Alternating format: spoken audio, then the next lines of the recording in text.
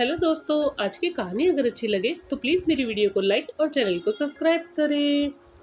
रंजना अभी अभी दफ्तर से लौटकर झटपट फ्रेश होकर रसोई में पहुंचकर सभी के लिए चाय बना रही थी। इतने में उसकी सास सरला जी रसोई में आ गई। बहू, तुमसे एक बात कहनी थी। बोलिए मम्मी जी। आज पड़ोस में रहने वाली मिसेस बत्रा हमारे घर आई थी। उनके बेटी की शादी पिछले साल हुई थी और तुम्हारी तरह उनकी बहू भी घर के सारे काम अच्छे से संभालती है। चाय का स्वाद बढ़ाने के लिए अपनी सास की मनपसंद इलायची कूटकर चाय में मिलाती रंजना बस मुस्कुराई, कुछ नहीं बोली। लेकिन सरला जी ने अपनी बात आगे बढ़ाई। थोड़ी कम पढ़ी लिखी है, इसलिए तुम्हारी तरह ऑफिस नहीं जाती, लेकिन उसके माथे से पल्लू कभी नहीं हटता। लोग ऐसी वैसी बातें करे मुझे पसंद नहीं, इसलिए तुम कल से सूट सलवार या ट्राउजर नहीं, साड़ी पहनकर अपने ऑफिस जाया करना। सास की बातों पर हामी भरती रंजना ने अपनी सास को चाय थमा दिया और घर के अन्य सदस्य को चाय देने रसोई से बाहर चली गई। सास बहू के बीच हुई बातों की चर्चा बिना किसी से किए अगले दिन दफ्तर जाने के लिए रंजना एक सुंदर सी साड़ी पहनकर तैयार हो गई। हमेशा सूट सलवार पहनकर ऑफिस जाने वाली रंजना को साड़ी में देख उसका पति मुस्कुराया, लेकिन उसके ससुर उमेश जी थोड़े हैरान हुए। रोज की तरह रंजना ने अपने पति के साथ ऑफिस के लिए निकलने से पहले सास ससुर के पांव छुए और रोज की तरह सरला जी और उमेश जी ने हाथ मिलाकर खुशी खुशी बेटे बहू को ऑफिस के लिए विदा किया।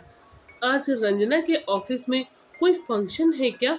वहीं बरामदे में रखी कुर्सी पर बैठे हुए उमेश जी ने आखिर सरला जी से पूछ ही लिया। ऐसा कुछ तो उसने मुझे नहीं बताया, सरला जी बोली। असल में आज रंजना साड़ी पहनकर ऑफिस के लिए निकली, इसलिए मैंने तुमसे पूछा। अब से रोज साड़ी पहनकर ऑफिस जाने के लिए मैंने ही उसे कहा है। नई नवेली बहू पर अपने सोने का दौर जमाने की कोशिश करती पत्नी की ओर देखकर उमेश जी मुस्कुराए, लेकिन आज सरला जी अपने पति पर भी बरस पड़ी। और आप बहू को हमेशा उसके नाम से क्यों पुकारते हो? अरे तो क्या कहकर बोलूं? उमेश जी हैरान हुए। बहू कहा करो, सरला जी ने सलाह दी। क्यों, अच्छा लगता है? सरला जी की बात सुन उमेश जी मुस्कुराए और बोले, जैसी तुम्हारी मर्जी। लेकिन आज मैंने एक बात गौर की। क्या बहू ने रोज की तरह ऑफिस के लिए निकलने से पहले तुम्हारे पांव छुए, लेकिन रोज की तरह आज तुम्हारे गले नहीं लगी? अगर सास को माँ की तरह समझती तो जरूर गले लगाती। पति की बात सुनकर सरला जी तनिक चिढ़ गई, लेकिन पत्नी के चेहरे के भाव पढ़ते उमेश जी अपने मन की बात कहने से नहीं चूके। मुझे लगता है कि अगर तुम बहू को बेटी की तरह समझती तो वह जरूर तुम्हारे गले लगती। पति की बात सुनकर सरला जी गहरी सोच में पड़ गई। शाम को ऑफिस से घर लौटी रंजना ने महसूस किया कि घर के भीतर सौंधी खुशबू फैली थी। उसकी सास रसोई में कुछ पका रही थी। रंजना ने घड़ी पर नजर डाली। उसे ऑफिस से आने में देर भी नहीं हुई थी। वह रोज की तरह वक्त पर घर पहुंची थी। खैर, रंजना झटपट रसोई में पहुंची। रसोई में उसकी सास चूल्हे पर एक और पकोड़े तल रही थी और दूसरी ओर चाय चढ़ी हुई थी। रंजना ने आगे बढ़कर सास के हाथ से कलछी ले ली।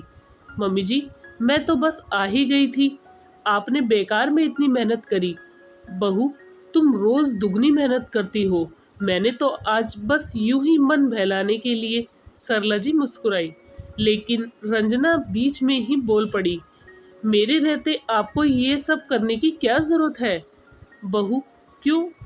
माँ जी, एक समझदार बहू अपनी सास को माँ समझती है, लेकिन एक सास को भी समझदारी के साथ अपनी बहू को बेटी मानने का अभ्यास करना चाहिए। सरला जी भावुक हो उठी। रंजना ने आगे बढ़कर अपनी सास को गले लगा लिया और कहा, मैंने तो माँ जी हमेशा ही आपको अपनी माँ समझा, लेकिन बहू, मैंने तो दूसरों की बातों में आकर तुम्हें सिर्फ बहू समझने की भूल की है।